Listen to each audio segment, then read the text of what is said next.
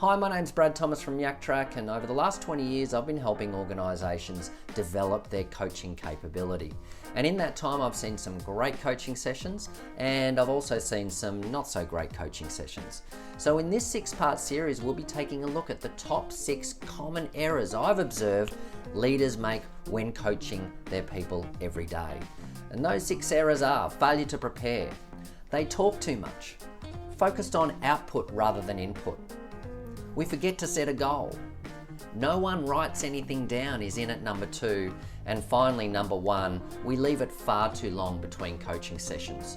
So in this series, each episode we'll be taking a look at each one of those common errors. I hope you enjoy.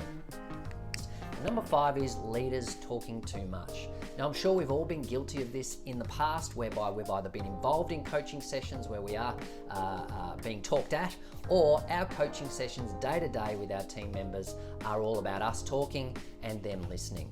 And again, I'm sure we're all guilty of that. Now, there's a couple of indicators, key indicators when you know you're talking too much. Number 1 potentially is eyes start glazing over. They're thinking about their weekend to come or the weekend that was just past. The other thing you might see is a bit of this.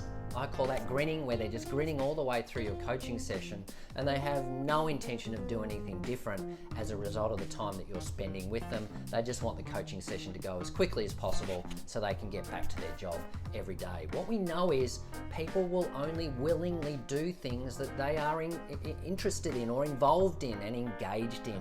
And that becomes a big part of our coaching to ensure we're doing just that. And that is getting the balance right between asking great questions, shutting up and listening, versus you talking. So getting those basics right becomes really, really important. The common reason that I can see every day when I'm spending time with leaders is leaders are just time poor, and we've talked about this in a previous episode. There's far too much for me to do day to day, so when I finally get to a coaching session, I want to rush through that as quickly as I possibly can, and thinking that the quickest way to do that is me talking at the team member to get them to do what I need rather than engaging them in the session. So what are the impacts? Well, the impact is you have no impact.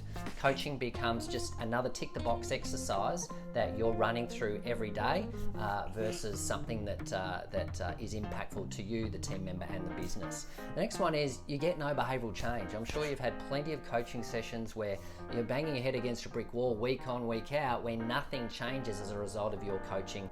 And thirdly, team members can get this feeling of having things done to them rather than with them and for them. And that's certainly not something that we want, or the message that we want to convey during our coaching session, and that can severely impact on employee engagement.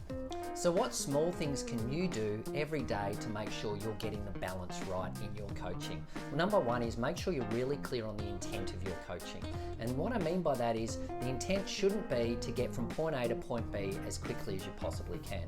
The intent should be, I want my coachee to exit that coaching session with something new to do, behavioural specifically, something new to do differently that is going to drive the outcomes that we want to drive within our team or the business.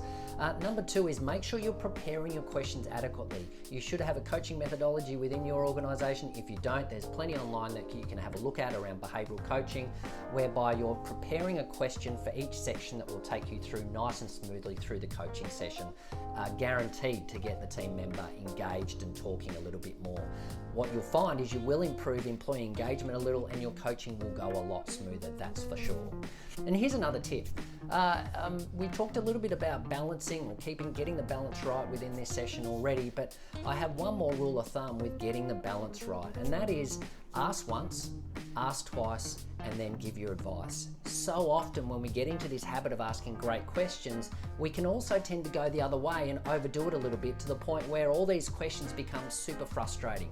Well, ask once, ask twice is a simple little rule of thumb to help you keep getting that balance right. Number 1 is ask a great question. If they're not sure of the answer, ask the question again in a different way just to see if you'll get a different response from the team member. And if they're still not coming up with the desired answer, then feel free to give your advice and then ask for their input after you've given their advice. Look, ultimately people really love talking about themselves, and we need to give our team members, our coachees, an opportunity to do just that during their coaching sessions or their time with us.